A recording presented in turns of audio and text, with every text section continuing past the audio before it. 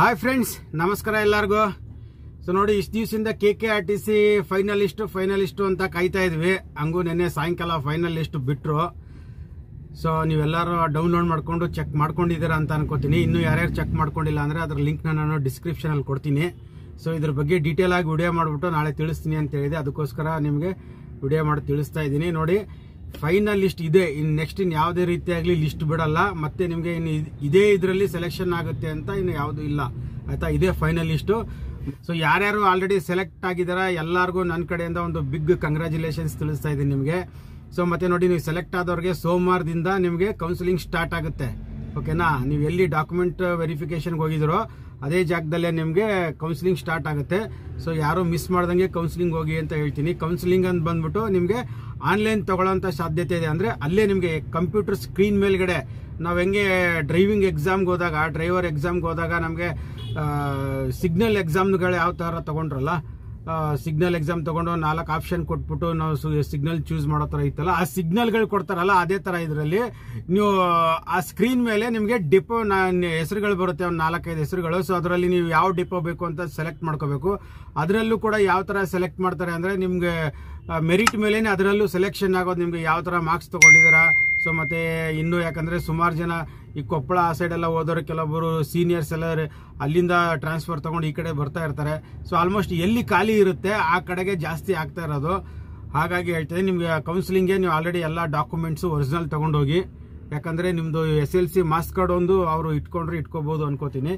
ಇದೆಲ್ಲ ಆದಮೇಲೆ final order copy ಮನೆಗೆ ಬರುತ್ತೆ. ಇಷ್ಟೆಲ್ಲ ಪ್ರೊಸೆಸಿಂಗ್ ಆದಮೇಲೆ ಓಕೆನಾ? ನೀವು ಅವಾಗ ಅಲ್ಲಿ ಡಿಸೈಡ್ ಮಾಡ್ಕೊಳ್ಳಿ ಯಾವ ಡಿಪೋ ತಗೋಬೇಕು ಏನು ಅಂತ ಡಿಸೈಡ್ ಮಾಡ್ಕೊಂಡು ಹೋಗಿ. ಚಾಯ್ಸ್ ಬರೀ 4-5 ಚಾಯ್ಸ್ ಇರುತ್ತೆ. ಅದರಲ್ಲಿ ನೀವು ಸೆಲೆಕ್ಷನ್ ಮಾಡಿಕೊಂಡು ನೀವು ಯಾವ ಡಿಪೋ ಇರುತ್ತೆ ಅದರಲ್ಲಿ ಹತ್ರ ಇರೋ ಡಿಪೋನ ತಗೊಂಡು ಕೆಲಸ ಮುಂದುವರಿಸಿ ಅಂತ ಹೇಳ್ತೀವಿ. ಸೊ ನೋಡಿ, ಅಬ್ಜೆಕ್ಷನ್ ಸುಮಾರು ಜನ ಸಲ್ಲಿಸಿದ್ರೆ, ಇದರಲ್ಲಿ ಅಬ್ಜೆಕ್ಷನ್ ಸಲ್ಲಿಸಿರೋ ಸುಮಾರು ಜನ ಅಬ್ಜೆಕ್ಷನ್ ರಿಜೆಕ್ಟ್ ಆಗಿದೆ. ಏನು ಮಾಡೋಕ್ಕಾಗಲ್ಲ, ಅವ್ರು ಯಾವ ಮೆರಿಟ್ ಮೇಲೆ ಅವರು ಸೆಲೆಕ್ಷನ್ ಮಾಡ್ಕೊಂಡಿದ್ದಾರೆ ಅಂತ ಏನು ಕ್ಲಾರಿಫಿಕೇಶನ್ ಕೊಡ್ತಾ ಇಲ್ಲ. ಸೊ ಹಾಗಾಗಿ ನೀವು ಯಾರು ಬೇಜಾರು ಮಾಡ್ಕೋಬೇಡಿ. ನೆಕ್ಸ್ಟ್ ನಾವು KSRTCನಲ್ಲಿ ಟ್ರೈ ಮಾಡೋಣ ಅಂತ ಹೇಳ್ತಾ ಇದ್ದೀನಿ. ಸೊ ಹಾಗೆ ಸುಮಾರು ಜನ 90 ಡೇಸ್ದು ಕೇಳ್ತಾ ಇದ್ದಾರೆ. ಸರ್, ನಾವು 90 ಡೇಸಲ್ಲಿ ವರ್ಕ್ ಮಾಡ್ತಾ ಇದ್ದವರು ಅದನ್ನ ಕಂಟಿನ್ಯೂ ಮಾಡ್ತಿದ್ದೀವಿ, ಅದ್ರ ಬಗ್ಗೆ ಮಾಹಿತಿ ಕೊಡಿ ಅಂತಾನು ಸುಮಾರು ಜನ ಕಮೆಂಟ್ಸ್ ಅಲ್ಲಿ ಕೇಳ್ತಾ ಇದ್ದಾರೆ. ಸೊ 90 ಡೇಸ್ ಮಾಡ್ತಾ ಇರೋರು ಆಲ್ಮೋಸ್ಟ್ ಅದನ್ನ ಕಂಟಿನ್ಯೂ ಮಾಡ್ಕೊಂಡು ಹೋಗ್ಬೋದು, ಏನು ತೊಂದರೆ ಇಲ್ಲ. ಯಾಕಂದ್ರೆ ಡಿಪೋ ಮ್ಯಾನೇಜರ್ಗಳೇ ಹೇಳ್ತಿದ್ದಾರೆ ಸಿಕ್ಕಾಪಟ್ಟೆ ಪೋಸ್ಟ್ಗಳು ಖಾಲಿ ಇದಾವೆ, ಗಾಡಿಗಳಿಗೆ ಡ್ರೈವರ್ಗಳಿಲ್ಲ. ಸೊ ಓಕೆ, ನಾ 1600 ಜನ ಇಟ್ಕೊಂಡವ್ರು ಏನು ಮಾಡೋಕ್ಕಾಗಲ್ಲ. ಇನ್ನೂ ಸುಮಾರು ಜನ ಕಾಂಟ್ರಾಕ್ಟ್ ಬೇಸಲ್ಲೂ ತಗೋತಾ ಇದ್ದಾರೆ. ಸೊ ಹಾಗೆ ನೀವು ಯಾರು ಕಾಂಟ್ರಾಕ್ಟ್ ಬೇಸಲ್ಲಿ 90 ಡೇಸಲ್ಲಿ ಮಾಡ್ತಿದ್ದಾರೆ ಅದನ್ನ ಕಂಟಿನ್ಯೂ ಮಾಡ್ಕೊಂಡು ಹೋಗ್ಬೋದು ಅಂತ ಹೇಳ್ತೀನಿ. ನೋಡಿ, ನೀವು ಇನ್ನೂ ಯಾರ್ಯಾರು KKRTCನಲ್ಲಿ ಸೆಲೆಕ್ಟ್ ಆಗಿಲ್ಲ ಯಾರು ದಯವಿಟ್ಟು ಬೇಜಾರು ಮಾಡ್ಕೋಬೇಡಿ. ಯಾಕಂದ್ರೆ ನೆಕ್ಸ್ಟ್ KSRTC ಬರೋದಿದೆ, NWKRTC ಬರೋದಿದೆ. ಸೊ 2 ಡಿವಿಷನ್ ಸೇರಿ ನಮಗೆ ಆಲ್ಮೋಸ್ಟ್ ಒಂದು 5-5.5 ಸಾವಿರ ಚಿಲ್ಲರೆ ಪೋಸ್ಟ್ಗಳಿದಾವೆ.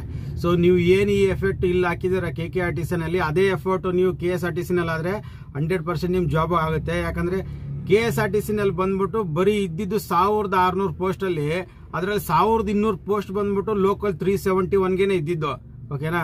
ಸೊ ಹಾಗಾಗಿ ಸುಮಾರು ಜನಕ್ಕೆ ಸೆಲೆಕ್ಷನ್ ಆಗಿಲ್ಲ. ಒಳ್ಳೆ ಮಾರ್ಕ್ಸ್ ತಗೊಂಡ್ರು ಸೆಲೆಕ್ಷನ್ ಯಾಕಾಗಿಲ್ಲ ಅಂದ್ರೆ ಅಲ್ಲಿ ಕೋಟಾ ಇದ್ದಿದ್ದು 1200 ಜನಕ್ಕೆ ಇದ್ದಿದ್ದು ಬರೀ 371 ಕೋಟಾದಲ್ಲಿ ಅಷ್ಟೊಂದು ಪೋಸ್ಟ್ ಇದ್ವು. ಓಕೆನಾ? ಸೊ ನೀವು ಅದೇ ಎಫರ್ಟ್ ನೀವು KSRTCನಲ್ಲಿ ಮತ್ತೆ NWKSRTCನಲ್ಲಿ ಹಾಕಿದ್ರೆ ಅಲ್ಲಿ 371 ಕೋಟಾ ಅಷ್ಟೊಂದಿಲ್ಲ.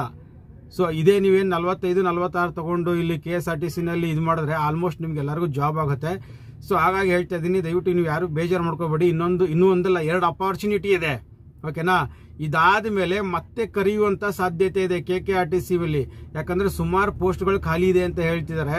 KKRTCನಲ್ಲಿ ಕರಿಬಹುದು, KSRTCನಲ್ಲೂ ಕರಿಬಹುದು, ಮತ್ತೆ NWKSRTCನಲ್ಲೂ ಕರೆಯುವಂತ ಚಾನ್ಸಸ್ ತುಂಬಾ ಇದೆ.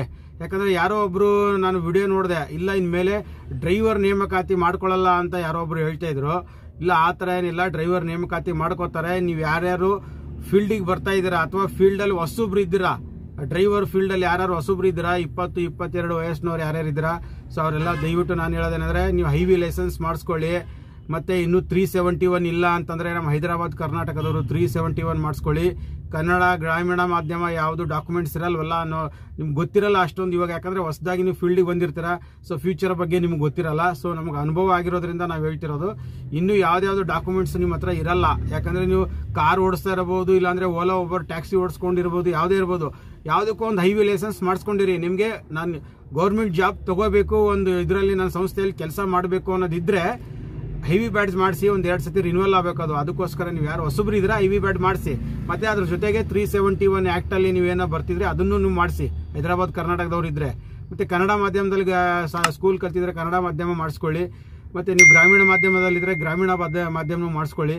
ಬರುವಂತ ದಿನಗಳಲ್ಲಿ ನಿಮಗೆ ತುಂಬಾ ಅನುಕೂಲ ಆಗುತ್ತೆ. ಮತ್ತೆ ನೀವು ಸೆಲೆಕ್ಷನ್ಗೆ ತುಂಬಾ ಈಸಿ ಆಗುತ್ತೆ ಅನ್ಕೋತೀನಿ. ಯಾಕಂದ್ರೆ ಇವಾಗ ಎಷ್ಟು ಜನ ಕಷ್ಟಪಟ್ಟರು, ಎಷ್ಟು ಜನ ಒದ್ದಾಡಿದ್ರು, ಸೆಲೆಕ್ಷನ್ ಆಗಿಲ್ಲ ಅನ್ನೋ ಎಷ್ಟು ಜನ ಬೇಜಾರು ಮಾಡ್ಕೊಂಡಿದ್ದಾರೆ. ಸೊ ನಿಮ್ಗೆ ಆ ಥರ ನೆಕ್ಸ್ಟ್ ಆಗಬಾರ್ದು ಅನ್ನೋ ಉದ್ದೇಶಕ್ಕೆ ನಾನು ಯುವ ಪೀಳಿಗೆಗೆ ಇವಾಗಲೇ ನಾನು ನಿಮಗೆ ಒಂದು ಮೆಸೇಜ್ ಕೊಡ್ತಾ ಇದ್ದೀನಿ. ಓಕೆನಾ? ಸೊ ನೋಡಿ, ಇವಾಗ ಏನು ಬಿಟ್ಟಿದಾರ ಇಲ್ಲ, ಇದೇ ಫೈನಲ್ ಅಂಡ್ ಫೈನಲ್ KKRTC ಆಯ್ಕೆ ಪಟ್ಟಿ, ಫೈನಲ್ ಪಟ್ಟಿ ಇದೇನೆ.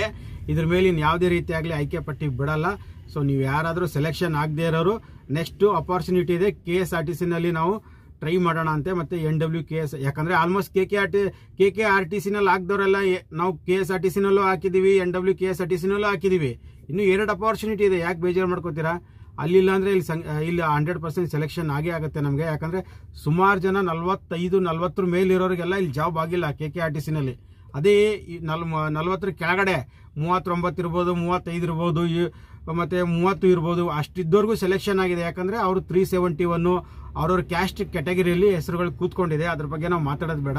ಓಕೆನಾ? ಸೊ ನಮ್ದು ಏನಿದೆ ನೆಕ್ಸ್ಟ್ ಮುಂದಕ್ಕೆ ಏನು, ನಾವು ಇವಾಗ ಇಲ್ಲಿಗಂತೂ ಇದು ಮುಗಿದೋಯ್ತು. ಮುಂದಕ್ಕೆ ಏನ್ ಮಾಡಬೇಕು? ಮುಂದಕ್ಕೆ ಇರೋದು ಇವಾಗ KSRTC. ಅದು ಅಪ್ಲಿಕೇಶನ್ ಯಾವಾಗ ಬಿಡ್ತಾರ? ನೆಕ್ಸ್ಟ್ ಮಂತ್ ಬಿಡ್ಬೋದು ಅಂತ ಇದೆ. ಯಾಕಂದ್ರೆ ಎಲೆಕ್ಷನ್ ಆಗೋಕ್ಕೂ ಮುಂಚೆ ಬಿಡ್ಬೋದು ಅಂತಿದೆ. ಬೈ ಚಾನ್ಸ್ ಎಲೆಕ್ಷನ್ ಏನಾದರೂ ಅನೌನ್ಸ್ ಆದ್ರೆ ಬಿಡಲ್ಲ. ಓಕೆನಾ? ಎಲೆಕ್ಷನ್ ಅನೌನ್ಸ್ ಆಗಿಲ್ಲ ಅಂದ್ರೆ 100% ನೆಕ್ಸ್ಟ್ ಮಂತ್ ಬಿಡ್ತಾರೆ. ಸೊ ಅದ್ರ ಬಗ್ಗೆ ನಾನು ಅಪ್ಡೇಟ್ ಬಂದಾಗೆಲ್ಲ ಕೊಡ್ತಾ ಇರ್ತೀನಿ. ಮತ್ತೆ ನೀವು ಯಾರ್ಯಾರು KSRTC ಮತ್ತೆ NWKSRTC ಹಾಕಿದಾರ, ಒಂದ್ಸತಿ ಎಲ್ಲಾ ಡಾಕ್ಯುಮೆಂಟ್ಸ್ ಎತ್ತಿಟ್ಕೊಂಡು ಒಂದ್ಸತಿ ಚೆಕ್ ಮಾಡ್ಕೊಳ್ಳಿ ಎಲ್ಲಾ ಡಾಕ್ಯುಮೆಂಟ್ಸ್ ಇದೆಯಾ ಇಲ್ಲ ಅಂತ. ಯಾಕಂದ್ರೆ ಬಿಟ್ಟಿದ ತಕ್ಷಣ ನೀವು ಸಡನ್ ಆಗಿ ಗಾಬರಿ ಆಗಿ ಟೆನ್ಷನ್ ಆಗಿ ಮತ್ತೆ ನೀವು ಇದು ಆಗೋದು ಬೇಡ. ಯಾರ್ಯಾರು ನೀವು ಆಲ್ಮೋಸ್ಟ್ ಯಾರ್ಯಾರು ಅಪ್ಲಿಕೇಶನ್ ಹಾಕಿರ್ತಾರಲ್ಲ, ಏನೇನು ಡಾಕ್ಯುಮೆಂಟ್ಸ್ ಆ ಟೈಮಲ್ಲಿ ಕೊಟ್ಟಿದ್ರಿ, ಒಂದು DL, SLC ಮಾಸ್ ಕಾರ್ಡ್ ಆಗಿರ್ಬೋದು, ಅಪ್ಲಿಕೇಶನ್ ಕಾಪಿ ಆಗಿರ್ಬೋದು, ಮತ್ತೆ ಪೋಸ್ಟ್ ಆಫೀಸಲ್ಲಿ ನೀವು DD ಕಟ್ಟಿರೋ ಚಲಾನ್ ಇರ್ಬೋದು. ಓಕೆನಾ? ನಿಮ್ದು ಕ್ಯಾಸ್ಟ್ ಇನ್ಕಮ್ ಸರ್ಟಿಫಿಕೇಟ್ ಅಷ್ಟು ಮಾತ್ರ ಇಟ್ಕೊಳ್ಳಿ ತೆಗೆದು. ಯಾಕಂದ್ರೆ ಸದ್ಯದಲ್ಲೇ ಬಿಡುವಂತ ಚಾನ್ಸಸ್ ಇದೆ. ಬಿಟ್ರೆ ಅದ್ರ ಬಗ್ಗೆನೂ ನಾನು ಅಪ್ಡೇಟ್ ಕೊಡ್ತಾ ಇರ್ತೀನಂತೆ. ಓಕೆನಾ? ಹಾಗಾಗಿ ನಾನು ಹೇಳ್ತಿರೋದು, ನಮ್ಮ ಚಾನಲ್ ಇನ್ನೂ ಯಾರ್ಯಾರು ಸಬ್ಸ್ಕ್ರೈಬ್ ಮಾಡ್ಕೊಳ್ಳದೆ ನೋಡ್ತಾ ಇದ್ದೀರಾ, ದಯವಿಟ್ಟು ಚಾನಲ್ನ ಸಬ್ಸ್ಕ್ರೈಬ್ ಮಾಡ್ಕೊಳ್ಳಿ. ಮತ್ತೆ ನಮ್ಮ ಫೇಸ್ಬುಕ್ ಪೇಜ್ ಕೂಡ ಇದೆ. ಫೇಸ್ಬುಕ್ ಪೇಜ್ ಇನ್ನೂ ಯಾರ್ಯಾರು ನಮ್ಮ ಫೇಸ್ಬುಕ್ ಪೇಜ್ ಫಾಲೋ ಮಾಡಿಲ್ಲ, ದಯವಿಟ್ಟು ಫೇಸ್ಬುಕ್ ಪೇಜ್ ಕೂಡ ಫಾಲೋ ಮಾಡಿ ಅಂತ ಹೇಳ್ತೀನಿ. ಅದರ ಲಿಂಕ್ ನಾನು ಡಿಸ್ಕ್ರಿಪ್ಷನ್ ಅಲ್ಲಿ ಕೊಟ್ಟಿರ್ತೀನಿ. ಅದನ್ನ ಕ್ಲಿಕ್ ಮಾಡೋ ಮುಖಾಂತರ ನಮ್ಮ ಫೇಸ್ಬುಕ್ ಪೇಜ್ ಕೂಡ ಫಾಲೋ ಮಾಡಿ ಅಂತ ಹೇಳ್ತೀನಿ. ನೆಕ್ಸ್ಟ್ ವಿಡಿಯೋದಲ್ಲಿ ಸಿಗೋಣ ಅಂತೆ. Thank you for watching.